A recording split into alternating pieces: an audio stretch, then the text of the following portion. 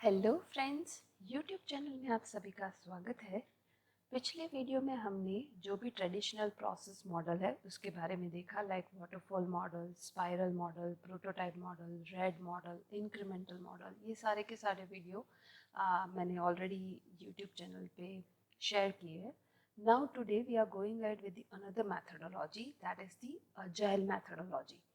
अब दोनों में डिफरेंस क्या है that we will see later on, but अगर हम ओवरव्यू देखेंगे तो जो भी आपके ट्रेडिशनल प्रोसेस मॉडल है उसमें क्या होता है कि अगर कोई कस्टमर का चेंज आया या फिर मार्केट में डिमांड में चेंज आया तो वो इजीली अडेप्ट नहीं करेगा।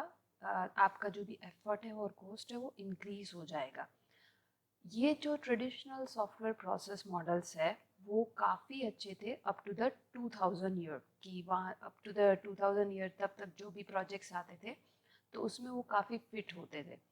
बट अभी क्या है कि कस्टमर को पहले तो यही नहीं पता होता है कि उसके सॉफ्टवेयर में कौन कौन से फीचर्स चाहिए।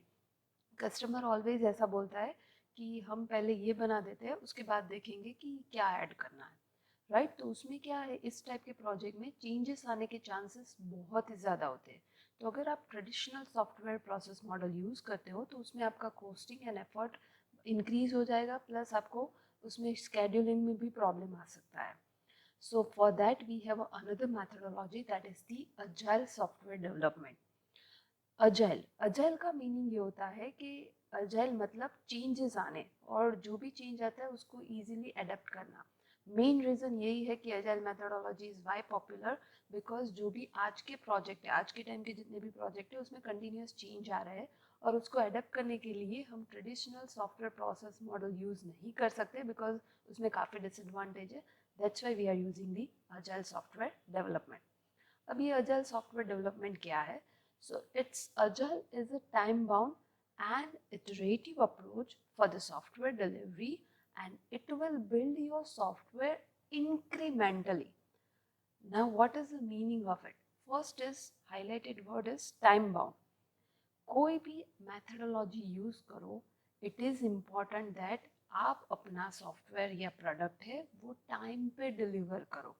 कभी कभी क्या होता है कि जब आप डिलीवर करते हो तब तक मार्केट में डिमांड ही चेंज हो गई होती है, पूरा का पूरा सॉफ्टवेयर क्राइसिस हो जाता है। सो टाइम बाउंड अगर आप अजाइल यूज करते हो तो अगर कस्टमर ने बोला कि आपने बोला कि 6 to 7 मंथ, स्पेसिफिकली 7 मंथ में पूरा का पूरा सॉफ्टवेयर कंप्लीट हो जाएगा। सो टाइम बाउंड मीन आपका सॉफ्टवेयर है वो 7 मंथ में कंप्लीट होना ही चाहिए। इटरेटिव अप्रोच मतलब यहाँ पे आप पूरा का पूरा जो सॉफ्टवेयर है उसको इटरेशन में चला के पूरा बिल्ड करोगे। इंक्रीमेंटल अप्रोच, इंक्रीमेंटल अप्रोच क्या होता है कि इंक्रीमेंटल अप्रोच में हम क्या करते हैं कि पूरा सॉफ्टवेयर है उसको हम छोटे छोटे पार्ट्स में और मॉड्यूल्स में डिवाइड करते हैं, और एक एक मॉड्यूल से वो हम बनाते हैं, फिर उसको इंटीग्रेट करते हैं दूसरे के साथ, and that way we will build the entire software. But जब भी आप इंक्रीमेंटल अप्रोच यूज़ करते हो तो ऐसा नहीं है कि रैंडमली पूरा सॉफ्टवेयर है डिवाइड कर दो। For better understanding this image will help you. जैसे कि जो फर्स्ट वाला है, you have to not use this particular approach as a increment approach. जैसे कि इसमें क्या किया है कि अगर मुझे कुछ कार बनानी है तो this is my first increment, this my second, this my third and this my fourth.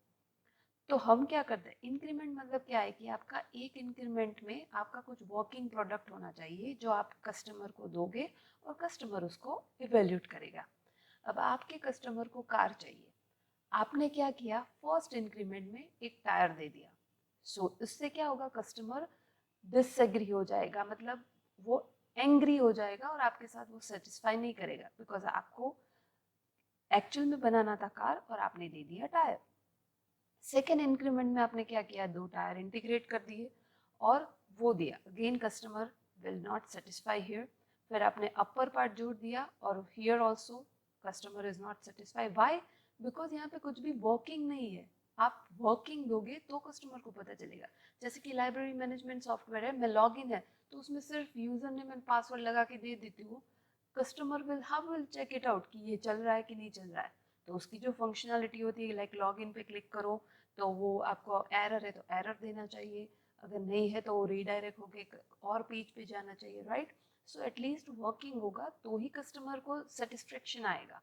सो अगर इंक्रीमेंटल अप्रोच की बात करें तो ये वाला अप्रोच आपको नहीं यूज करना है, आपको अपनी प्रोडक्ट इस वे में डिलीवर नहीं करनी है, otherwise customer will disagree with you और वो एंग्री हो जाएगा, right? This one, the bottom image you have to use, okay? अगर आपको कार करनी है तो आपका फर्स्ट इंक्रीमेंट क्या है? स्केटबोर्ड दे दो। सेकेंड में आप क्या कर रहे हो? साइकिल दे दो, मतलब इसको सेकेंड में इसको इम्प्रूव किया और फिर थर्ड में उसको साइकिल दे दो, फोर्थ में बाइक दे दो एंड फिफ्थ में कार इन्वेंट कर दी। तो ये अप्रोच क्या हुआ कि स्टेप बाय स्टेप हर एक स्टेप में देखोगे तो ये कुछ वर्किंग है। आप स्केटबोर्ड भी यूज कर सकते हो, यस, साइकिल भी चला सकते हो, बाइक भी चला सकते हो and car. So this way you have to use the incremental approach, okay? ये वाला अप्रोच टायर दे दिया और ये सब किया तो कस्टमर को कुछ पता ही नहीं चलेगा। ये तो सिंपल एग्जांपल है, सॉफ्टवेयर वर्ल्ड में डिफिकल्टीज ज़्यादा होती है कस्टमर को पूरा का पूरा इवेल्यूट करने में, because customer may be non IT people and we are the IT people.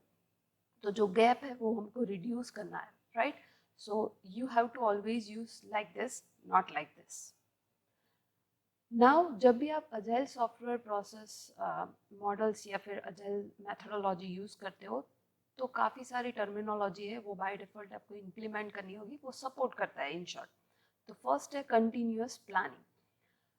Continuous planning की ज़रूरत इसलिए पड़ती है क्योंकि आपके जो भी सॉफ्टवेयर है उसमें कंटिन्यूअस चेंजेस आते हैं, ओके? जैसे कि हम वाटरफॉल मॉडल की बात करें तो उसमें हम प्लानिंग कब करते हैं? स्टार्टिंग ऑफ द प्रोजेक्ट, फिर हम कभी प्लानिंग नहीं करते।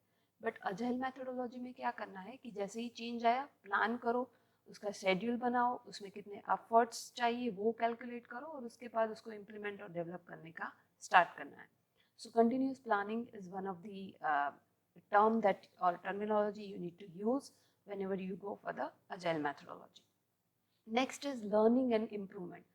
आपके जो भी डेवलपर्स और आपकी टीम है उसमें ये अप्रोच होना चाहिए कि वो कंटिन्यूस लर्न करे फ्रॉम पास्ट एक्सपीरियंस और पूरा का पूरा प्रोडक्ट है उसको इम्प्रूव करने की ट्राई करे, ओके? क्योंकि चेंज आता है तो काफ़ी ऐसा हो रहा है कि सारे चेंजेस इंटीग्रेट करने के बाद डिफिकल्टीज आ रही है, तो लर्न करो और उसको इम्प्रूव करने की ट्राई करो। That is all about agile methodology.